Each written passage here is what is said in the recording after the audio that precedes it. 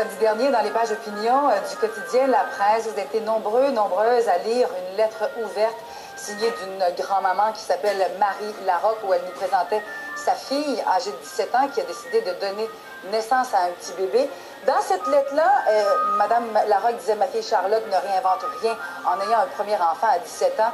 Elle est bien trop jeune, franchement. Si vous voulez me faire rigoler, c'est le genre de niaiserie qu'il faut absolument arrêter de dire. Premièrement, à 17 ans, dit Mme Larocque, ma fille a un âge biologiquement frisant la perfection. » Vous avez été nombreuses à lire cette lettre d'opinion et nombreuses à réagir mardi dernier, toujours dans les pages de La Presse. Et entre autres, Joanne Sauvé qui a écrit à La Presse et qui a dit « Pour avoir travaillé comme infirmière en CLSC, beaucoup de jeunes filles de cet âge manquent de maturité et de sérieux lorsqu'elles ont un enfant à cet âge. » Il y a Laurence Auclair également qui a réagi à la lettre de Mme Larocque en signant « Mme Larocque, vous rendez la grossesse précoce beaucoup trop banale. » On a cru bon recevoir la mère et la grand-mère. Mme Larocque, la fameuse auteure de cette lettre ouverte-là. Bonjour. Bienvenue. Merci, bonjour. Pensez-vous que la lettre ouverte, en parlant de la naissance de votre petit-fils, allait provoquer autant de réactions? Non, je savais qu'on en parlerait parce que le sujet est un peu tabou. Je pensais jamais qu'on réagirait autant. Je pense que la presse est un peu responsable de ça parce que moi, j'affirmais pas que c'était l'âge parfait. En fait, c'est le médecin de ma fille qui dit « Moi, je sais même pas. » Je pense que en disant l'âge parfait à 17 ans, c'est comme si moi je disais que toutes les mères devaient avoir des enfants à 17 ans. C'est pas ça du tout. Moi, ce que je dis, c'est que c'est très acceptable. Il faut leur faire confiance. Il y a plein de filles qui sont prêtes.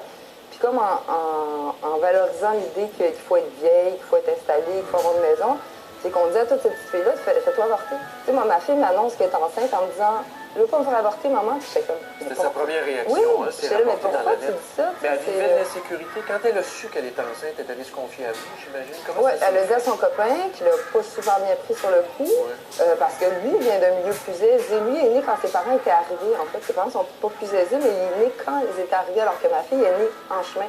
Et elle, ça ne l'insécurisait pas de devenir maman en route. Alors que lui, il se disait, mais non, on peut pas, on n'est pas arrivé là, on n'a même pas de maison, on n'a pas de carrière. On n'est pas installé dans la vie. Mais vous avez quand même prétendu dans votre lettre ouverte, Mme Larocque, que les femmes qui décident d'avoir des enfants passés la trentaine, c'est bien correct, je vous cite, quoique ça demeure étrange biologiquement parlant. On le voit au Québec, de plus en plus de femmes décident d'avoir des enfants tardivement, même dans la jeune quarantaine. Maintenant, pour des raisons économiques, pour des raisons sociales, pour des raisons de travail. Ça m'inquiète, ça. Moi, je pense que ça, c'est plus préoccupant qu'avoir un enfant à 17 ans, quand tu es rendu dans la Mais moi, je pense qu'en termes de maturité, Marie, on est plus prête intellectuellement parlant. Je ne pense pas. Des abords à 40 ans. D'avoir un ado quand tu arrives à la pré-retraite, tu penses que c'est bon pour l'enfant, ça? Ben, je sais pas. Moi, j'ai eu ma fille, je l'ai eue à 20, 21 ans. Hein? Bon, c'était jeune, ça a été difficile, mais aujourd'hui, c'est le plus bel héritage. Bien, c'est parce que moi, je pense qu'il faut remettre l'éducation en question. Puis moi, j'ai répondu à tout ce monde-là en disant, mais c'est quoi, au fait, élever un enfant? Qu'est-ce que ça prend? C'est quoi les qualités d'un parent? Moi, Ça prend du cœur, ça prend de l'amour, et c'est tout. Mais je veux dire, l'amour, on en a autant à 40 ans qu'on en a à 17 ans. Oui, on n'en a pas plus à 40 si on n'en avait pas à 17 de toute façon. C'est pas une question d'âge. Puis maturité, moi, j'ai rendu service à mes enfants, je pense, en étant complètement immature, justement, quand je les ai eus. Je les ai pas élevés, je m'occupais pas d'eux, je m'occupais de moi. Tu sais, j'ai 5 enfants, pourtant, j'étais pas une mère, j'étais une étudiante, après une enseignante, une tripeuse, une voyageuse, une amoureuse, ce que vous voulez. J'étais leur mère aussi, mais c'était pas mon rôle dans la vie. Exclusivement. Non, moi, je faisais à manger, je les protégeais, je les mettais en sécurité, je les envoyais à l'école. Mais le reste, parler avec un enfant de 8 ans, ça m'intéressait pas. J'avais plein d'enfants, ils parlaient ensemble, ils s'occupaient, ils ont pris plein de modèles, je les ai fait voyager, c'est pas possible. Ils ont appris de tout le monde. C'est tout le monde qui a aidé mes enfants. Mais ça, là, c'est une situation exceptionnelle. C'est exceptionnel et je ne voudrais pas servir de modèle. C'est ça. Sauf que ce que je dis, c'est que ça prend pas. Regardez, si même une freak comme moi a pu faire 5 enfants aussi fonctionnels, tripants, intéressants, intelligents, je me dis, n'importe quelle petite fille à peu près normale est capable. Mais vous êtes une exception, Marie. Je le sais, puis c'est pour ça que socio-économiquement parlant, vous devez être relativement à l'aise. Non, mais c'est pas que je suis à l'aise, c'est que je ne pense pas. Oui. J'ai fait un choix de vie. J'ai décidé que je ne passerais pas ma vie à travailler pour me faire vivre. J'ai réduit mes besoins. Moi, mes enfants, je veux dire, je ne changeais pas 50 fois par jour. Mes filles, c'était pas des poupées. Je les habillais, je veux dire, tu vas être sale, ben, t'es sale. Tu sais, bon, tu seras propre demain. Mais vous savez, là, moi, je viens d'une région défavorisée, là, où les milieux communautaires s'arrachent les cheveux, des enfants battus, abusés, qui tombent enceintes. Ça, c'est autre chose. Il y a un milieu familial qui n'existe plus, alors que vous, votre fille, là, qui a accouché, assez idyllique, là. elle a cette assurance-là qu'elle va pouvoir avoir un Un lit. filet de sûreté. À peu près, dans le sens que moi, je voyage beaucoup, je vais continuer, je vais être là. Quand ma fille va accoucher, elle ne peut pas compter sur moi dans le quotidien. Non, mais elle ne sera jamais abandonnée. Non, non, non, non. Puis elle a ses frères, ses sœurs, elle a des amis. Puis en valorisant ça, en l'encourageant, en la félicitant, en disant juste, c'est correct, T'es capable, en fait. t'es capable. Oui, Aussi.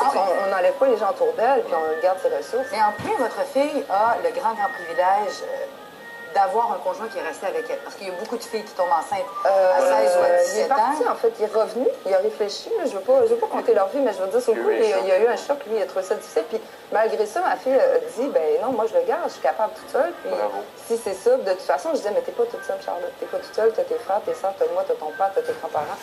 Je veux dire, elle a des arrières, cet enfant-là va avoir ses arrières, grands-parents avant, il y a beaucoup, beaucoup de monde autour de ce bébé-là. Puis c'est ça qu'il faut pour un enfant. Puis je trouve ça dommage de juger toutes ces petites filles-là en leur disant qu'ils sont pas capables. Un, parce qu'il y en a beaucoup qui sont avortés à cause de ça. Puis qu'une fois qu'elles mettent l'enfant au monde, on les met de côté. On veut pas les mettre de côté, justement. On veut qu'elles profitent de... Je vais juste vous donner les dernières statistiques des grossesses à l'adolescence au Québec. Il y a des chiffres qui sont quand même assez étonnants. 2 des filles de moins de 18 ans, Stéphane, deviennent enceintes. Au Québec, on va vous présenter le tableau. Il y a 0,5 qui vont mettre à terme leur grossesse. 6,8 des filles de 18 et 19 ans, donc l'âge majeur, deviennent enceintes. Et seulement 2,7 mènent des grossesses à terme. C'est un portrait de statistique du ministère de l'Éducation. C'est une vieille statistique, c'est les seules qu'on a. Là. C'est des données qui remontent. C'est sûrement pire aujourd'hui parce que les filles, ce qu'elles se font dire, c'est que tu ne seras pas capable, c'est trop difficile. Puis moi, ce que je veux dire aux filles, c'est que non seulement c'est pas difficile, la question se pose pas. Fais ta vie. Si ta vie est correcte, tes enfants vont suivre, ils vont profiter de ton exemple. C'est le fun de partir à la ligne de départ. C'est intéressant pour un enfant de voir que, j'ai commencé avec un vieux sofa, regarde où est-ce qu'on est rendu. Bon, j'ai encore un vieux sofa, je ne parlerai pas de moi, mais c'est le fun de voir un parcours, alors que si tu arrives à la ligne d'arrivée, tes parents ils ont déjà réussi. La barre est haut là, quand toi, tu es un jeune adulte, puis que tu aies ton premier appart, que tu n'as pas de voiture, que tu n'as rien. Ça met énormément de pression. Fait que ces filles-là n'en veulent pas d'enfants en se disant je suis incapable. Mais le fait que vous ayez appuyé votre fille, c'est exceptionnel. Moi, je me suis posé la question, on en a des enfants, puis je m'étais dit, j'en ai parlé, si tu tombes enceinte, on va tout faire pour le garder. Mais les parents pensent pas le faire. Mais c'est dommage. C'est pour ça que j'ai écrit une lettre ouverte. C'était pas pour parler de ma fille, de ma vie, de mon histoire. C'était vraiment pour dire est-ce qu'on peut leur faire confiance? Pas à toutes. Puis là, on me donne des exemples. Il y a des travailleurs sociaux qui m'insultaient en me disant est-ce que tu te rends compte, t'encourages les filles? J'ai encouragé personne, vraiment personne. Avoir des enfants, c'est un choix de vie, c'est un choix de personnel. C'est tellement pas de mes affaires en plus.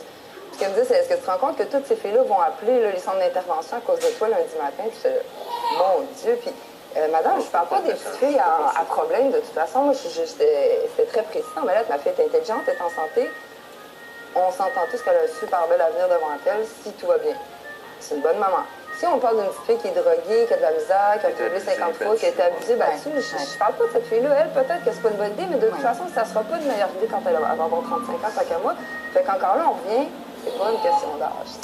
Est-ce que, c'est la question qu'on pose aujourd'hui au public, et si vous le permettez, Marie, on aimerait ça vous garder avec nous pour répondre au public. Est-ce qu'avoir un enfant à 17 ans, c'est trop jeune? Vous nous appelez, on va faire une courte pause et puis on vous répond au retour de la pause. C'est le 514-750-2222. Bougez surtout.